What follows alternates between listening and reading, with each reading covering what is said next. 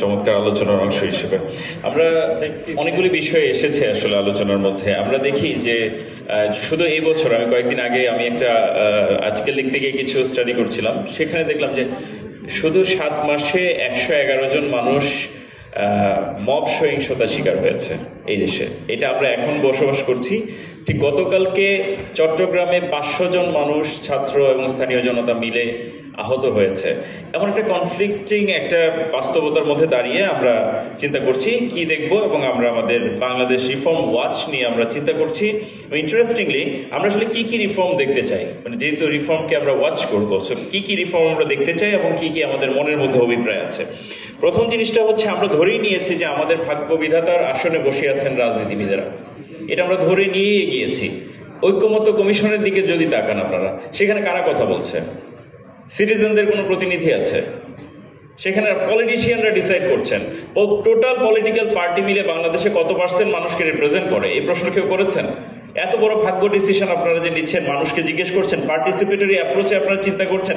যারা সেখানে কথা বলেছেন তাদের অনেকেই পার্টিসিপেশন এন্ড ইনক্লুশন নিয়ে অনেকদিন ধরে কাজ করছেন, এবং আমি বিশ্বাস করি যে ইনক্লুশন রিকোয়ার্স ইন্টেনশন। যখন আপনি ইনক্লুশনের চিন্তা করবেন, এটা ডেফিনেটলি। জাস্ট এ মিনিট, ওনারা বলবেন যে ওনারা ওয়েবসাইটে দিয়েছেন, ইমেল পেয়েছেন, অনেকের সাথে নাকি স্থানীয় পর্যায়ে কথা বলেছেন। এইটা তো ওনাদের লেজিটিমেসির বৈধতার অংশ, এইটা ওনারা বলেছেন। এই একই প্রশ্ন আপনি যা করলেন আমরা করার জবাবে তাই শুনেছি। Very interesting. বাংলাদেশের কত % মানুষের ইন্টারনেট অ্যাক্সেস আছে, এই প্রশ্নটার সাথে সাথেই চলে আসবে। এখন লেটেস্ট বিবিএস এ বলছে ইন্টারনেট অ্যাক্সেস 48% হাউসহোল্ডে আছে, half of them are left out. একটা প্রশ্ন হচ্ছে যে আমরা তাদেরকে সমালোচনা করছি না, আমরা তাদেরকে একটা জায়গায় প্রশ্ন করছি যে আপনারা যেভাবে ভাবছেন যে সামনের বাংলাদেশ ইনক্লুসিভ হবে, সেই ইনক্লুশনের প্রসেসটার মধ্যে আমাদের মনে হয় যে আরেকটু উদার হওয়া জরুরি ছিল। আমরা সবসময় দেখি যে ইনস্টিটিউশনাল মেমোরির একটা জায়গা আছে, যেখানে বারবার বলা হচ্ছে সংস্কারের প্রস্তাবনা। বাংলাদেশের প্রত্যেকটা প্রতিষ্ঠানের ইনস্টিটিউশনাল মেমোরি নেয়ার টু জিরো। ফলো করে দেখেন, একটা অফিসার চেঞ্জ হয়, তার জায়গায় নতুন লোক আসে, সে বলে আমি তো কিছু জানি না। এইটা হচ্ছে বাংলাদেশের একটা রিয়ালিটি। সেখানে আজকে যে কমিশনের প্রস্তাবনাগুলো যাচ্ছে, সেই কমিশনের প্রস্তাবনা নেক্সট গভর্নমেন্ট যখন অফিসে আসবে, আমরা তো কিছু জানি না। আপনারা অলরেডি বলছেন যে কোথায় আছে সেই প্রস্তাবনা, আমরা এখনই জানি না। যারা আসবেন তারা কি করবেন তারাও জানি না।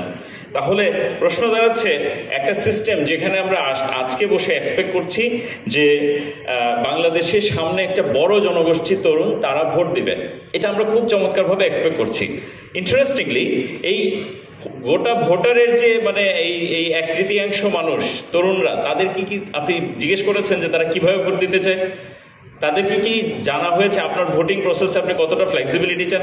ছেলে মেয়েগুলো এখন চিন্তা করেন যে বাসায় বসে পিৎজা অর্ডার করে, কারণটা হচ্ছে যে ওই 20 মিনিট বাইরে যেতে হবে বলে। আপনি কেন এক্সপেক্ট করেন সকাল 9টার সময় সে পোলিং বুথে গিয়ে লাইন ধরবে?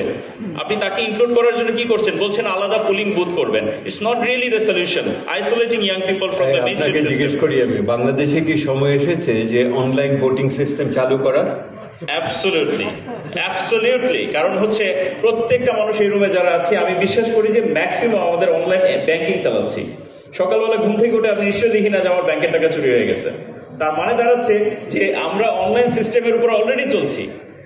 এরপর যদি আপনি বলেন অনলাইন ভোটিং সিস্টেমকে আপনি ভরসা করবেন না, তাহলে আপনি আসলে ইয়াং পিপলদের আন্ডারমাইন করছেন, তাদের নলেজ এবং তাদের প্র্যাকটিসকে আপনি বুঝতে পারছেন না। আমি একটু, যে তোমার সময় সংক্ষেপ, আমি একটু শেষ দিকে একটু কিছু কথা বলতে চাই। সেটা হচ্ছে যে আমরা বেশ কিছু রিফর্ম নিয়ে ইয়াং জেনারেশন তরুণরা কথা বলা শুরু করেছিল, কিন্তু সেটি কোথাও হারিয়ে যাচ্ছে। এখন শেষ পর্যন্ত নির্বাচন এসে ঠেকেছে।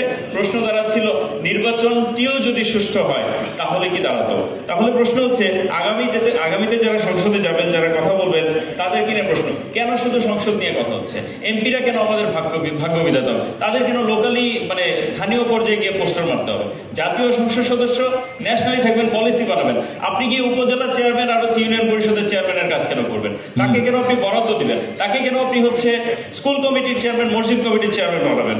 আপনি চিন্তা করেন, পোস্টার মেরে গোটা শহর অলরেডি হচ্ছে ছেয়ে ফেলেছে, নির্বাচন আছে 5 মাস ধরে।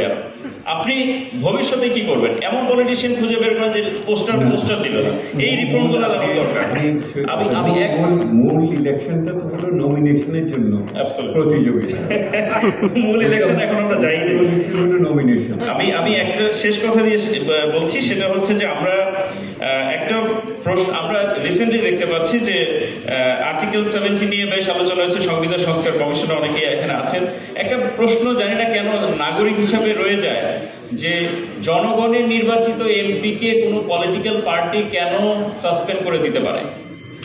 ইলেকশন যদি হচ্ছে মানুষের ভোটে হয়, একজন এমপি তার দলের বিরুদ্ধে যদি কোনো কারণে দ্বিমত হন, তাকে থ্রু আউট করার রাইট আপনাকে কে দিয়েছে? একটা পার্টি কেমনে করবে? আই থিঙ্ক এই জায়গাগুলো নিয়ে কথা পরিষ্কার করা দরকার। এবং thank you so much. Thank you for a very good point. And particularly online voting এর ইস্যু নতুনভাবে আসছে, প্রবাসীদের জন্য এটা করার চিন্তা হয়েছে, আবার প্রবাসীদের জন্য ব্যালট পেপারের কথা হচ্ছে। এটা একটা আরেকটা মানে আলোচ্য জায়গা আর কি। আমি আগাই শাহিনা